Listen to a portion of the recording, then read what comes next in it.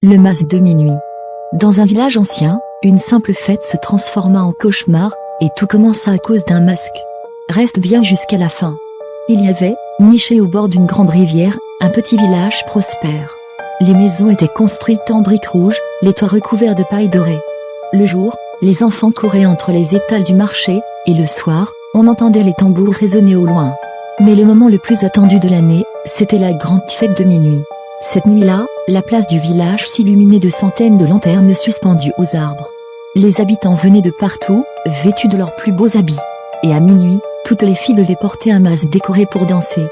On disait qu'un garçon pouvait tomber amoureux d'une fille rien qu'en voyant son masque, sans connaître son vrai visage.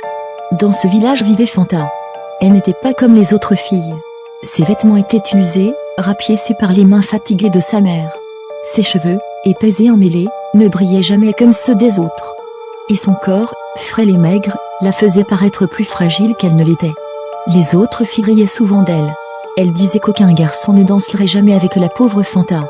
Pourtant, derrière ses grands yeux sombres se cachait un rêve qu'elle n'osait avouer à personne, être, ne serait-ce qu'une fois, le centre de l'attention. Un jour, au marché, alors qu'elle observait de loin les riches acheter des masques colorés, elle remarqua une vieille femme, assise à l'ombre d'un arbre. Devant elle, quelques masques poussiéreux, dont un, noir, orné de fils d'or ternis. La vieille la fixa intensément et lui dit d'une voix rauque. « Ce masque n'est pas comme les autres. Si tu le portes, personne ne pourra te résister. Mais attention, une fois enfilé, il ne faudra jamais le garder après minuit. » Le soir de la fête arriva.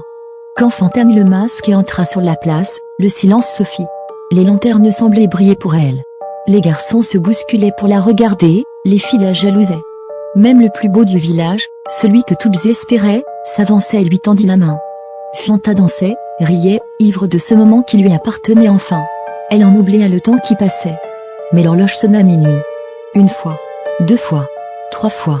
Elle voulut enlever le masque, mais il resta collé. Plus elle tirait, plus il s'enfonçait dans sa peau. Sa respiration devint haletante, ses cris résonnèrent dans la foule. Les gens reculaient, terrifiés. Le masque se scella à son visage. Son rire, ses larmes, ses cris, disparurent. Depuis ce soir-là, on raconte qu'à chaque fête de minuit, une fille au masque noir apparaît toujours dans la foule, et qu'elle danse encore, prisonnière de son propre désir.